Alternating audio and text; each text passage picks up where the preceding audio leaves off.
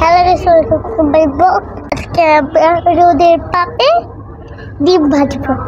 এখন আমাদের লাইভ দেখতে কিভাবে আমি ডিম ভাজি। হ্যালো গাইস, এখন উমায়রা আমাদেরকে লাইভ ডিম ভেজে দেখাবে। যে সবাই অনেক ব্লগ দেখছে ও, তাই এখন আসছে ও কড়াই নিয়ে ডিম ভাজতে ছাদের মধ্যে। তো 1 ঘন্টা ধরে কিন্তু আমরা ছাদের মধ্যে এই কড়াইটা দিয়ে রাখছি। এখন দেখবো যে আসলে কি সবাইকে আসলে ডিম ভাজে সত্যি সত্যি নাকি ফেক, এটাই আমরা এখন ট্রাই করবো। আমরা এখন কিছু একটু তেল দিয়ে নিই, একটু অল্প বেশি পড়ে গেছে তেলটা। আচ্ছা, তেলটা একটু গরম হোক।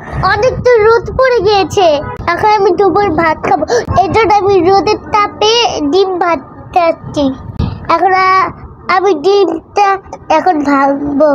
হ্যাঁ উমায়রা, তাহলে এখন আমরা ডিমটা ভাজি। হ্যাঁ হ্যাঁ, ও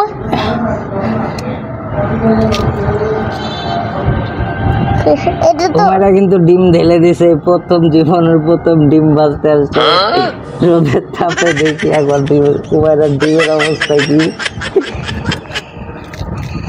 1 ঘন্টা যাবত রোদের তাপে কড়াই রাখি এবং তেলটাকেও কিন্তু 15 মিনিটের মতন এখানে রাখা হয়, 10-15 মিনিটের মতন।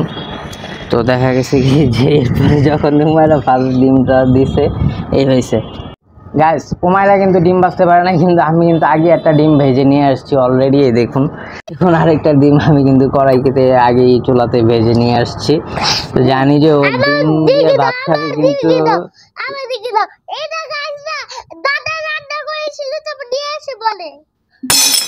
তো যাই হোক, যে বাসায় একটা ডিম ভাজা হয়েছে সেটাই কিন্তু এখানে নিয়ে আসা হয়েছে।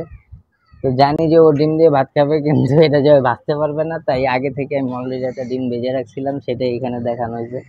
তো ইচ্ছা করলে কিন্তু আমরা কিন্তু ফেক ভিডিও ভাবে দেখাইতে পারতাম যে এখানেই ভাজা হয়েছে। তো আসলে এই কাজগুলো যারা করে এগুলো মিথ্যা মিথ্যা। আসলে এতই রোদের তাপমাত্রা হয় না যে ডিম ভাজা হবে, এটা লাইভ প্রুফ করার জন্য এখানে দেখালো। হ্যালো গাইস, তো আমি ডিমটা রান্না করতে পারলাম না। আগে লাইক দিবেন আর কমেন্টে জানাবেন আমরা কি কি করে করি, আপনারা দেখবেন।